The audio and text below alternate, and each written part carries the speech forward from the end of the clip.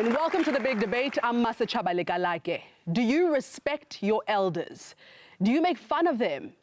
In South African politics, our leaders often demand to be taken seriously and treated with respect and dignity. But does this have a chilling effect on free speech? And what about in Parliament, where the EFF have set aside tradition to make their voices heard very loudly at times on Marikana and Kandla? Is this a good thing for democracy, or does it signal a breakdown of respect? To debate this, I'd like to welcome Buti Manamela, Deputy Minister in the Presidency, Nkosi Phathekile Holomisa, Deputy Minister of Labour and Traditional Leader, Mbuyiseni Ndlozi of the Economic Freedom Fighters, Ntsiki Mazwai, well-renowned poet and singer, Nkosi Gareth Cliff of Cliff Central, and Micah Reddy from the Right to Know campaign. We're also joined by a group of highly talented young women called Thanks. And in our audience, South Africans, some very serious and some not so serious, but all committed to talking about whether poking fun and breaking rules signals a lack of respect. Dumelang kaofela, I welcome you all. You at home can join the conversation on Facebook and Twitter, but before we begin our conversation about respect, take a look at this. Thank you, Donald Trump, for making my last 6 weeks my best 6 weeks. The Daily Show in the United States, a comedy show on a comedy channel, and yet it's the main source of news for tens of millions of young Americans. I'm just really happy right now. A billionaire vanity candidate taking the escalator to the White House. Our own Trevor Noah is the new host. I am the Daily Show! Daily Show! Oh, wow. Oh, that's a nice chair. Here in South Africa, we have late night news. There are two things that our president loves, and that's wedding proposals and dissolving his enemies. Time for the Jacob Zuma annual spring clean. One of our top comedy minds is Jonathan Shapiro, or Zapiro. He has poked fun at presidents from Botha to Zuma. Mandela once called him up to tell him how much he enjoyed his cartoons. But the targets of Zapiro's satire are not always comfortable with his humor. President Jacob Zuma launched a court case over a cartoon in which Zapiro accused leaders of attacking or raping South Africa's justice system. The case was later abandoned. Wanted for 4 years to get into court and say, this is why I did the drawing, and I believe that the drawing is correct, and I believe that you were bullying the judiciary and are still doing so. Reactions to Brett Murray's spear and Ayanda Mabulu's paintings have been equally aggressive, with a campaign to boycott City Press to force it to remove the spear images. Don't buy City Press, don't buy. We must protect Africanness. The main argument against those who mock our leaders is that their high officers deserve respect and dignity and require us to take them seriously. But number one himself has recently discovered the power of political humor. Nkandla, Nkandla, Nkandla, Pay back the money! The EFF's actions in Parliament have raised an even bigger debate about respect for elders and for our institutions. To those who will want to follow the example of the EFF, that they are doing an injustice to themselves by behaving in the manner they are. Nkosi Phathekile Holomisa is an ANC deputy minister and a traditional leader. He believes that we need to follow African traditions. Boys, even in our communities, loosely refer to them as dogs because, oh, that's just a dog. You can't expect something good from him. Now, that's why there's a rites of passage when you are expected now to behave like an elder. But some opposition MPs believe that those African traditions which focus on respect for elders are out of place in a democratic parliament. Angiyoni intanga yakho, Floyd. You are an African child, brought up by people I respect. And I'm quite sure you're not reflecting the way they brought you up. What I'm talking about, why this is a professional relationship. It's not a mother and child relationship. You're not my mother. I'm here as a member of parliament. You're a member of parliament. I must reflect and engage you openly and honestly without you raising the issues of culture here. Buti, let me start with you because there seems to be a double standard here. So the president can use humor to poke fun at his opponent in parliament, and yet nobody else can? No, but look, I mean, I don't think that there must be rules against humor. There shouldn't be. But I think that, and I think to coin it or to phrase it as though it should be respect between the elders and the young ones, I think it's a bit problematic. The point is, we are members of parliament. We are in society. I'm young, you old, or I'm old, you young. There must be respect either way. Before we get on to that, though, I have to remind you that you too were on the podium calling for the spear to be brought down. So hence I'm asking, where do we draw that line? Who is allowed to poke fun? No, but you see, we cannot depoliticize humor. I think we must not think that if a comedian goes on stage and poke fun about politicians or about any subject in society, we must not think that that is politically neutral. It is never. And similarly with art. And I think that, the point about the spear was, I mean, you're drawing the genitalia of any individual, whether be it the president or the chief of the constitutional court. I don't think that it's acceptable. So there has to be a line drawn between what is an insult and what is humorous. But I also think that we need to protect, the esteem of institutions such as parliament, and all of that. All right. Nkosi Phathekile, why should we bring culture within a different context into parliament? I mean, shouldn't we revert to our constitution, which says that everybody is equal? It's a question of whose values, whose culture we're talking about. Our culture as Africans is different from the culture of other people who are not Africans. Satire is part of our way of life. We have court jesters, even in our own courts. We have poets, praise singers, who say things that people ordinarily would not say, pointing out the faults of the leader. But it has nothing to do with insulting a person. It's again a question of whose culture depicts genitalia. We have people in Africa who are sculptors, who draw images of human beings. We never see any of those showing genitalia. You go to Europe, you see them showing genitalia of Michelangelo, if it is Michelangelo or David or whoever, thinking with his genitalia on the outside. That is the white man's culture, as far as I understand. It's not our culture as Africans. We need to define those boundaries a little clearer. Gareth, you've just said, oh, that's very mature. What do you disagree with in what Nkosi Phathekile has just said? Well, Nkosi Phathekile says it's about culture, and certainly it is. But then, we live in a constitutional democracy where everybody's equal. And I don't have a traditional leader, and I don't have to listen to anyone. And as far as I'm concerned, humor is so subjective that what you find funny, I might not, and what I find funny, you might not. But my only guiding principle is that I will be prepared to defend the things that please you and that upset me, because that's what freedom of expression is. It's not what you like and everyone else can get stuffed, because that's what it sounds like. So surely as a white boy then who doesn't have a traditional leader, who doesn't have a traditional leader, then you're being disrespectful by default. Probably, and that's offensive to traditional people. Yeah. I understand that. That's very offensive to traditional people.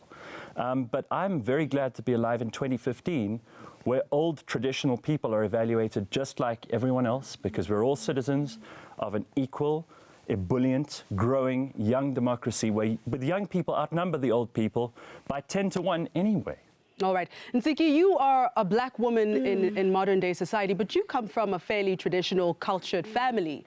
So do you believe that everybody deserves equal respect, or is it earned? I think that respect begets respect. I think that if you behave in a respectable manner, people are going to respect you. I think that South Africa is suffering from a situation where there's an elephant in the middle of the room and nobody wants to address it. We didn't have these issues when Thabo Mbeki was the president. We didn't have these issues when Madiba was the president. But why do you think that is? The South African public obviously has an issue in terms of the current presidency. And people wouldn't just... Nobody's just going to draw the genitalia of someone. If you don't want the president's genitalia to be drawn, then please have a president that is not putting out their stuff. So, Micah, you work for freedom of expression. You're all about that. What are your thoughts so far? Fully agree. I mean, leaders, if they can't take the heat, get out of the kitchen. Your political leaders, there's a public interest in scrutinizing you, in satirizing you. This is the essence of democracy. We have to scrutinize you. Exactly. And if you can't take it, then go and live in some monastery somewhere, withdraw from public life. But, and this is the axiomatic response of any unaccountable and authoritarian leader, is to say, no, no, no, you must respect us. We will impose respect. No, hell no, respect must be earned. And our thief in chief has not earned it. And the people who are defending him have not earned it. Thank you.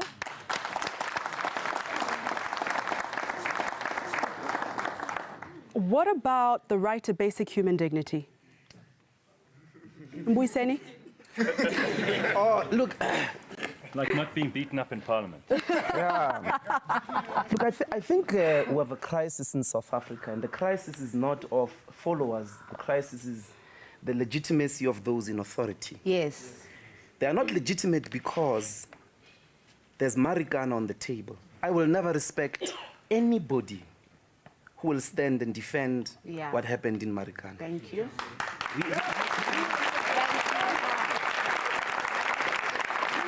34 people get killed.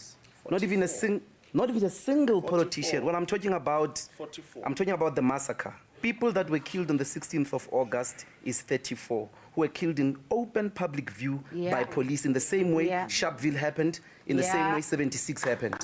And that's what I'm talking about. Now, but I wanted to say, there's Nkandla. I'll never respect a person who comes into public and does not worry that a president unduly benefited on so big a corrupt deal. I mean, you move from there, you move from there, let's go to Parliament. Why is the EFF told and portrayed by example, the chief that were disrespectful?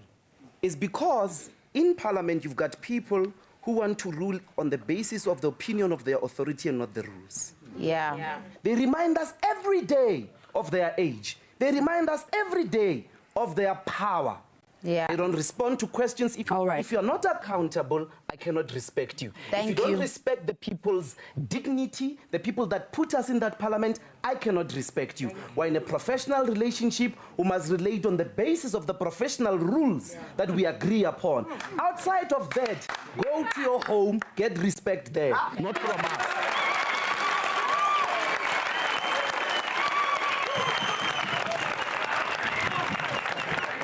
But do you accept that there's something of a legitimacy issue here? No, there's no issue about legitimacy.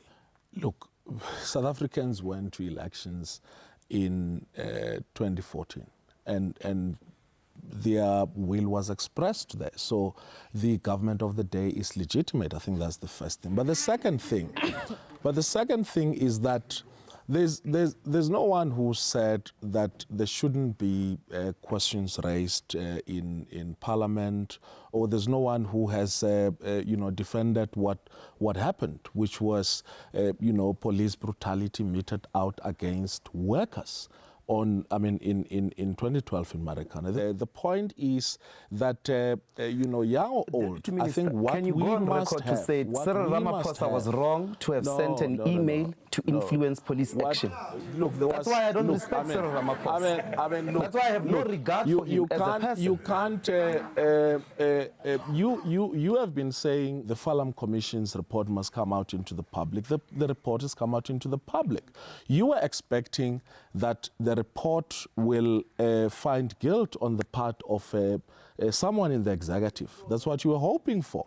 But the fact that it didn't happen, you can't put that on me. But should I respect Ramaphosa? That's your issue. That's your issue. You choose whoever you respect. But Nsiki, you've been looking at Uputi with shock and horror, particularly when we refer to the question of legitimacy. What's going on in your head? It's not legitimate. That's why the country's the way it is right now.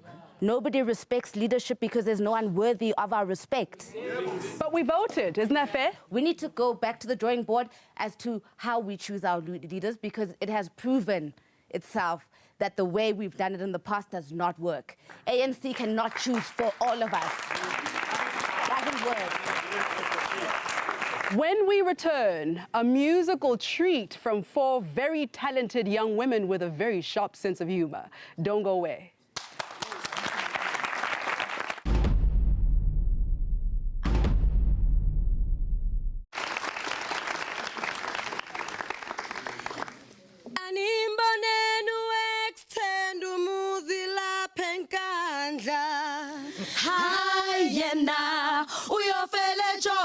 Kwenze njani hayena usihlama kwenze njani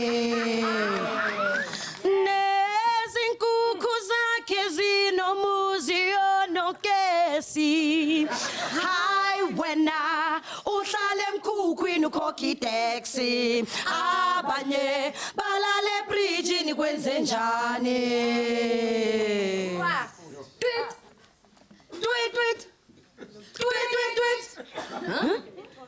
Ileti tweet lomshini uyasikutuza Ileti tweet lomshini uyasikosita lomshini uyasikutuza madoda Ileti tweet lomshini uyasikosita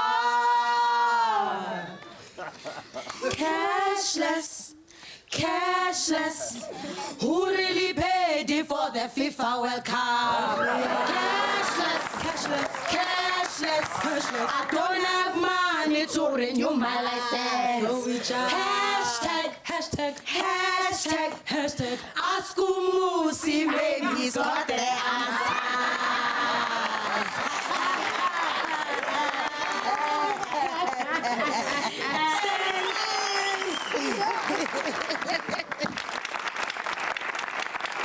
Welcome back to the big debate. That was Thanks. One of their founders is Momo Matswinyane. Momo, are you not being disrespectful singing about my money and our president that way? I don't think so. I mean, respect is something that we're all brought up with. We're raised to respect our elders. So, but as we grow older, we know and we learn from relationships we have with friends or sisters that respect can be lost along the way. And that could be through disappointment or someone betraying you or being deceitful. And I think we're at a point where in South Africa right now, it is no longer like, and someone's not even trying to hide it anymore. And I think his disrespect to us as citizens of this country, taxpayers, I think his duty and servitude is to us. And it's okay, nobody's saying that your president should be living in squalor, but we are saying that at least look around you. How many millions of South Africans do not eat? Why do you choose to do that in the way that you present it as a performance versus seriously criticizing? Because as we've seen in history, through plays like Woza Albert, we know that satire and parody are some of the strongest things that helped influence society at the time to actually get up and do something.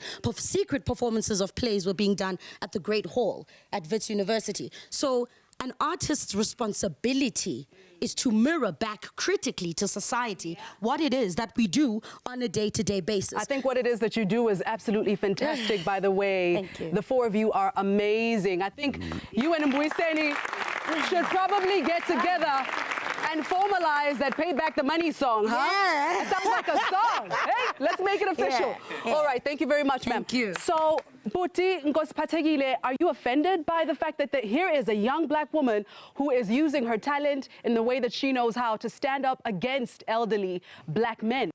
No, but there's nothing wrong with what she's done or what the group has done. There's nothing wrong. When you say that elder, younger, let's respect each other, you're not saying that someone must not say, or, you know, the EFF must not ask in Parliament, you know, when is the president going to pay back the money.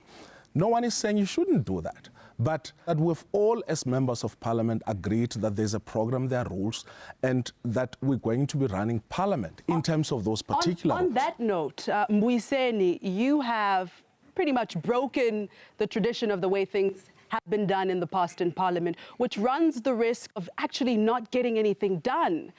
Are you not scared that the spirit with which you are conducting conversations or raising your concerns in Parliament could then spiral out into the community at large? And what happens when we end up seeing complete anarchy? No, I mean, that's what revolution does. Apparently, in fact, all history of South Africa tells us this. 1976 generation was told that it's a disrespectful generation. Yes. The 1980s young people used to go into shebeens, kick bottles and tell their elderly, why are you sitting here and not fighting the Boers who are kicking us in the streets? Why are you not fighting a system of racial segregation? Now, the crisis is not respect. The crisis is that we don't have jobs, yet people are benefiting through big corruption. Yeah. The most important respect that we should give is the extent to which we are doing our work. The day the results of that holding accountable come, not some empty speech of gentlemen and ladies with ties. But the point, when we say pay is, back the money, if you say, and somebody pays back the money, no, but if then you say, disrespect is that. if you say, you can't say that the executive must be held accountable. They must. And then when they're supposed to be responding to the questions, and then you shout and you scream and you bang, tables and all of that. With Condoleezza, we've got a serious problem as far as respect is concerned in South Africa.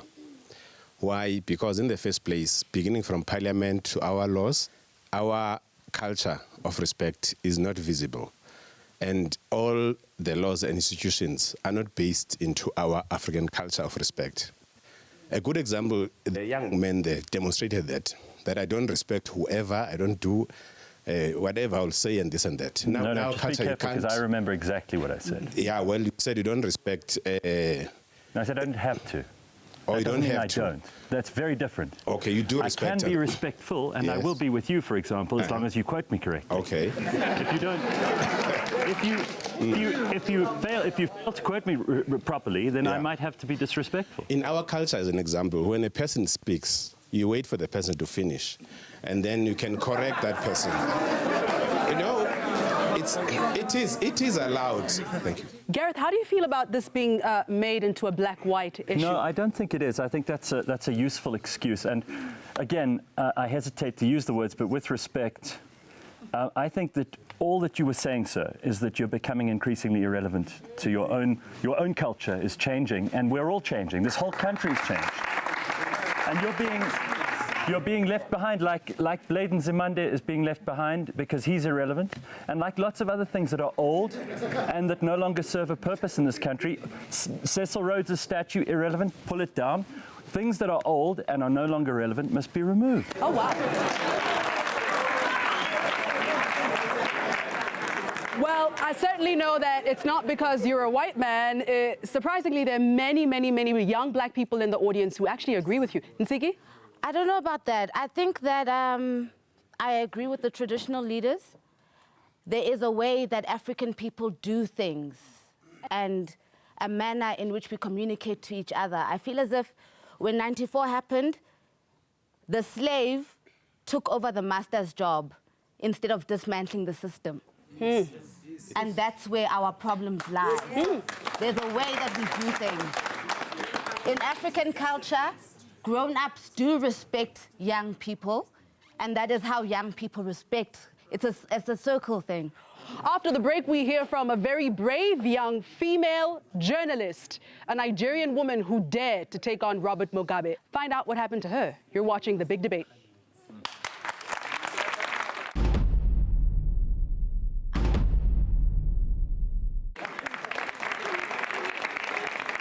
Welcome back to The Big Debate. I'm Masachaba Lekalike. Robert Mugabe and other African presidents rarely get to face young journalists asking tricky questions. Often, they don't even allow questions at their own press conferences. So when a young journalist like Adeola Fayohun confronted Mugabe, it created waves. I have been attacked left and right, for asking when he would step down. Sir, don't you think it's time to step down, sir? It's okay. Do you think it's time to step down? Which one? How's your health? How are you feeling? Sure.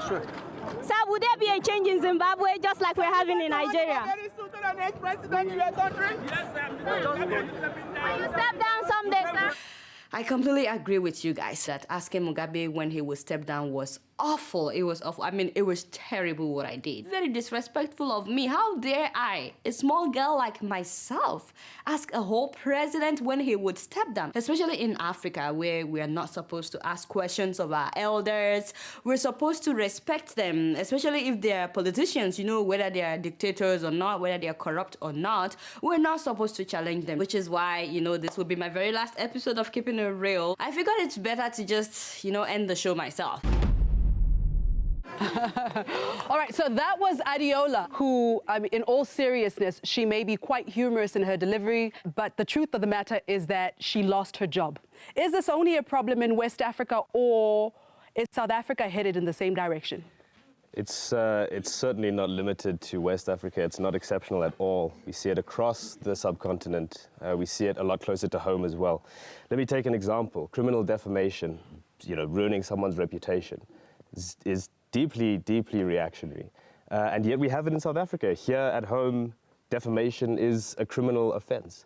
When we talk about defamation, what do we actually mean? What is it to defame someone? Is it to speak something that is untrue, or something that could be true but is offensive to that person? Yeah, it's to harm someone's reputation through slander or libel. But for instance, in Angola, just the other day, a journalist, Rafael Marquez, was given a sentence for defamation for exposing illicit mining activities and corruption between mining bosses and generals.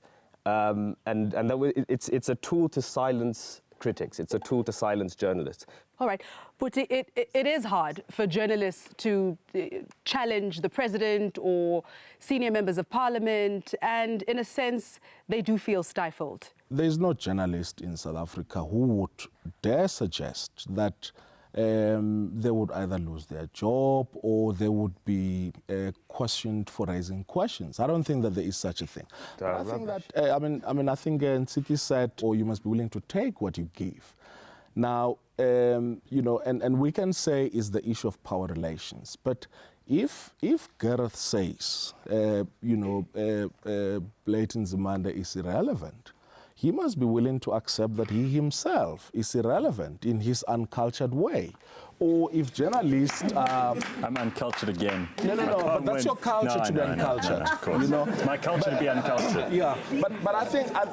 all that poetry, all that literature, all that music is just for a waste. But I think that... I think Masachaba... So much to do. I think that we've been confusing or conflating two issues.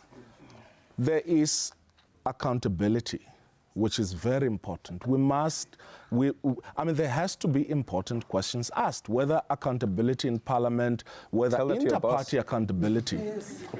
You must do what? I said tell it to your boss. Well, he is your president. He is your president. But I think that there has to be accountability. And that's a completely different issue from respect, from human. No one is saying that, members of parliament or journalists or some one-man show with, a desk and a table running an NGO must not ask questions. We must all ask questions. We have to also, it's important to note that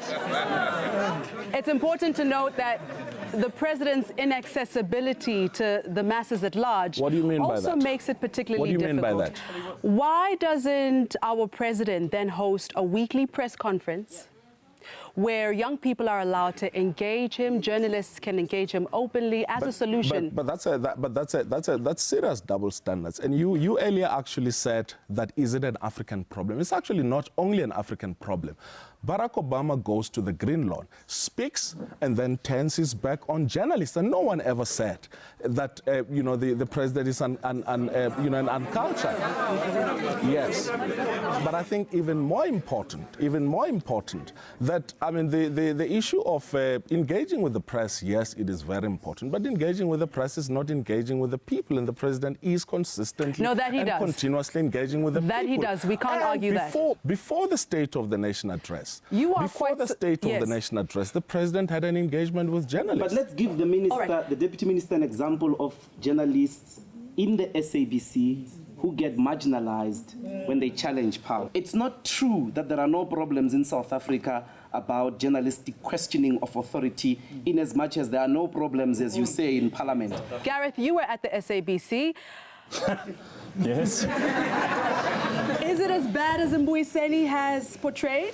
No, I actually have to give credit. First of all, I'd like to give credit to two deputy ministers who are prepared to come and engage in the debate, because a lot of our ministers won't. So thank you, sir. No, don't give us credit. No, I think it's good. No. Because a lot of them didn't. We have to try to encourage other ministers to do this. There are a lot of ministers who don't ever appear in public, who won't engage with young people, who won't talk to us, because they know they're going to meet opposition. Thank you it's for not that, going Gareth. to be comfortable for them. So thank you. I mean that honestly. Yeah. I also think that the SABC deserves a bit of credit because they are our institution. We've got to keep believing in them, even when they let us down. The SABC needs to be nurtured, and it needs to be fixed, and it needs to be improved. And there's no doubt in my mind that the people who will do that are not politicians. They will be talented people like these four girls that we just saw now, who sang so beautifully and who managed to perform and they understand humor, they understand entertainment. But this Gareth, is what we need. But Gareth, unfortunately, it's not talent that runs the SABC. No, it isn't. It's politics. Exactly. Okay. But they do marginalize opposing voices. How so, Nsiki? I feel as if I'm one of those voices. I don't get ANC gigs whatsoever.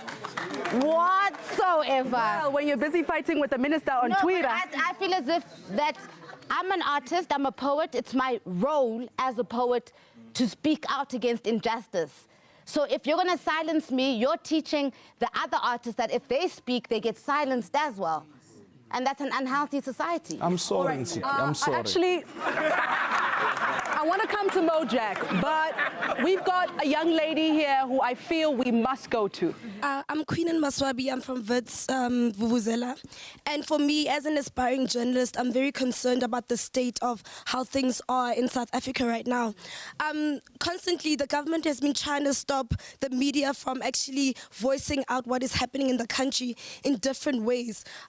They try to implement the Protection of Information State Bill so that we cannot express fully what is happening in the country. They're trying to have a media appeals tribunal so that they can hold journalists accountable because they don't want certain things to be said or to be broadcasted. So for me, like, honestly speaking, I feel like it is our freedom of speech as the media is also really in danger. Join me on the internet, it's free.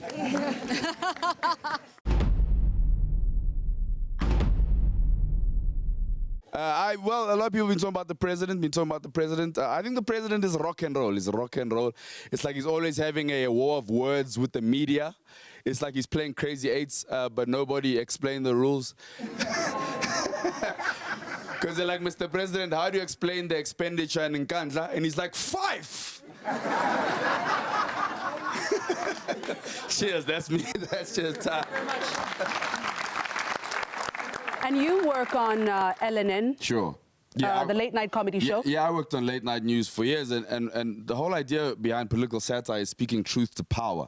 So when something does go wrong amongst the government, we want to call it out and let people know what's going on, because we do have our concerns. We want them addressed, and sometimes you're not going to hear them in any other kind of news outlet because of whoever controls the media. I agree with the fact that we should use comedy to deal with all the corruption and all the issues that we face in the country. But we have to move beyond comedy and actually go to platforms that are serious so that we can get our issues addressed. Yeah. The issues that we have to be dealt with. So we cannot end on laughing about it, like, okay, the money is gone, and we just laugh about it. What's next? it's a bit problematic for me to take politicians seriously in this country. And what Mr. Manamela has been doing here is exactly summarizes why we shouldn't respect our leadership. Because he's been trying to protect, he's been protecting his boss, and he's been protecting his job and putting it before South Africa. And been arrogant. And how Wait, could let's not be offensive, Nsiki. It's not offensive. You have been arrogant. I have a problem with respect if it means that we should trample on the rights of the fellow human beings. By this, I'm saying that our young ladies are constantly being raped by family members, and out of respect, they should keep quiet. How long must this now go on? Thank you. Powerful. I feel like we are running into a very dark space in terms of if we had to observe and really critique the system that we are under right now. It was pioneered and created to exploit black people, to marginalize the lower class, and to make sure that they remain there. So if we don't remove the system, nothing will change. You will put me today and make me the president. Guess what? Next year I will have my own ganja, because this system requires that I become that way. Capitalism, imperialism, all these things rely on us being exploited each and every day. When we return, our final word from the panel. I'm Masachaba Lekalake. You're watching The Big Debate.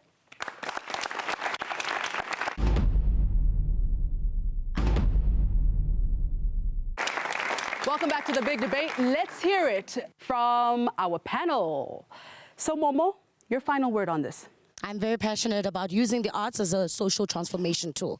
I think if we pay more attention to the arts and put money into it, yes, we'll actually see our country changing, because we have the ability to change how people think and influence people's lives. I want to talk about this idea of it being un-African to show disrespect. Yeah. I think it's a really racist idea to assume that 900 million plus Africans all conform to one homogenous culture, all defined by one culture that says you can't disrespect your elders. I think it's nonsense. And I think, you know, this room tonight has shown us that much. Yeah. And I think I think traditional leaders would do well to remember the role that traditional authority played in propping up colonialism and apartheid, which has distorted the institution of traditional authority. Nsiki Mazwai? Wow, okay. After this debate, I'm grateful that the government was here and represented, but I'm sorely disappointed that I'm expected to respect you. I think that you came here with a level of arrogance that is not necessary when you come as a leader to the people, down to the people. Just talking to me. Just very briefly, what is it that you feel so strongly about, that you feel Upoti has become arrogant for saying or doing? I just feel as if the government is very far removed. Like I said, the slaves just filled in the master's chairs, and now they're sitting like this and drinking alcohol and completely not listening. Here was an opportunity for us to talk. All right. Usiphathekile Holomisa. Your final word, sir. Wow. There should be many final words. There are questions that were asked by my colleague here in Parliament. He was saying that he has never spoken out of 10 in Parliament. And yet what I've been observing has been that one of them will stand up on a point of order while the speaker is trying to address that. Another one stands up while the speaker is not even finished addressing the point of order. Now, coming to the question of respect, I agree with everybody who say that if leaders don't respect the laws, then naturally they will lose the respect in the eyes of the people. But you are a democratic, constitutional state here that is governed by laws. He's talking about the revolution that by its nature is against rules and laws. If you don't like the type of leadership that we have, it is such that our laws state that endure them for a period of 5 years. but expose their weaknesses in the course of that 5 years. And then when you get the opportunity to elect people of your own choice, you stand up and change the government. Gareth Cliff. Speaking as someone who's uncultured, I just think that I'm very proud to live in a country where we can have divergent opinions. And as someone who doesn't consider anything sacred, I do think freedom of speech comes about as close as anything to what I would consider sacred. And freedom of speech is always difficult for people who don't like it to understand, because the freedom of speech is not just me being able to say what I like, but being willing to defend the right of those who disagree with me vehemently to have their say as well. And for humor to be a part of that is essential, because otherwise we're just serious, tired people who are arguing about things the whole time. Humor, freedom of expression, these are things that make South Africa great. These things make us greater than almost anything else. And freedom of expression is so important, because without freedom of expression, all the other freedoms don't exist. If you can't first express your need for the other freedoms in an open society, nothing else matters. That is why I may be uncultured, but I'm happiest to be South African. All right. Buiseni. Look, you know, Chief, the traditional leadership historically were the first people to voluntarily take their children who were supposed to succeed them to white schools, to take them through white education.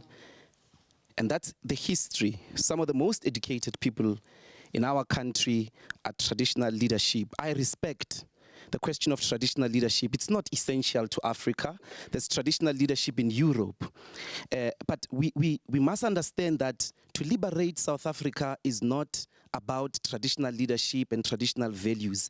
It's about liberating the means of the people to run their own lives. Until mines, the natural resources are able to work for all of us, this order, whatever order we put, is not going to be sustainable.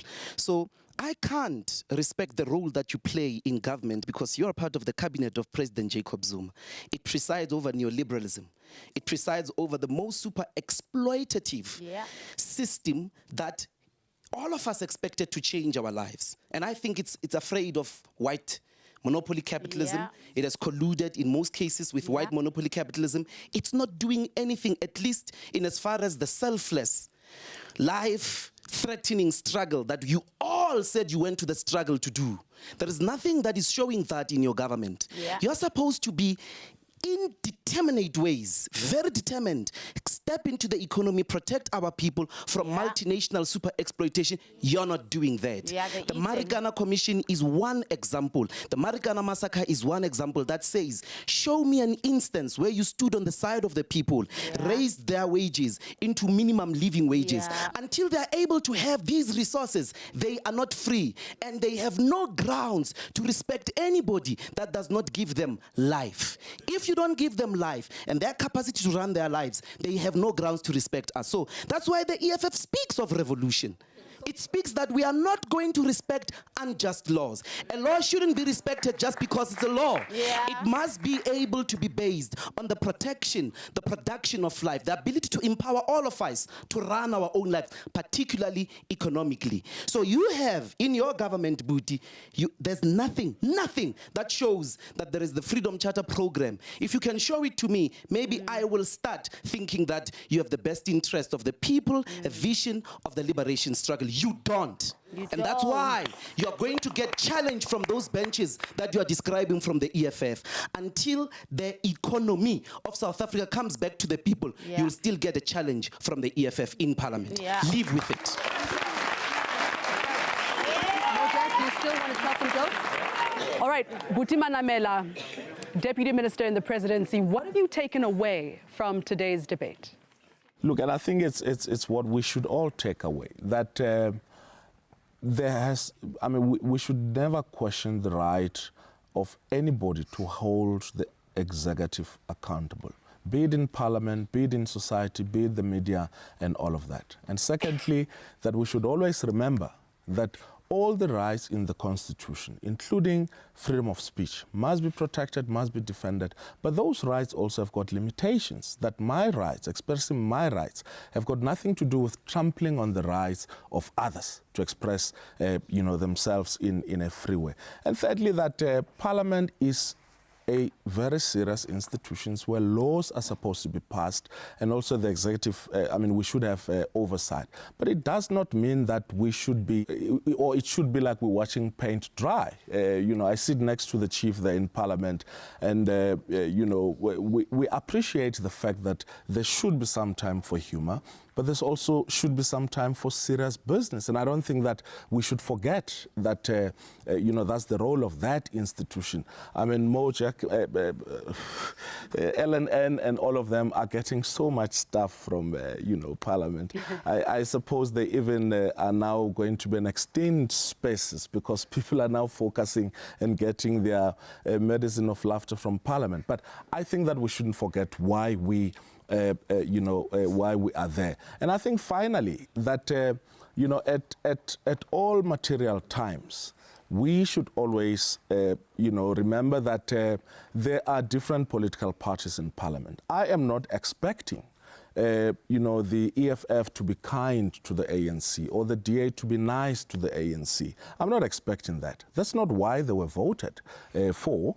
In fact, the day when the EFF and the DA and all the other opposition political parties become sweethearts, then it is the day we should dissolve Parliament. But I'm also not expecting a situation wherein the government should not stand up and defend the decisions that it has made, wrong or right, because it is on the basis of that that the government has been elected. We can think that it is an illegitimate government, but it has been elected by the people. As democratic South Africa moves into its second 20 years, we'll need to find leaders who are in touch with the people. And that means leaders who have our confidence and who continue to earn our respect. How far will we have to go to lampoon them and challenge them, to keep them real? You decide.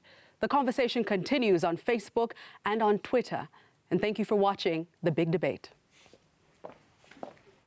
Ufilipi uhambile nezimali zabantu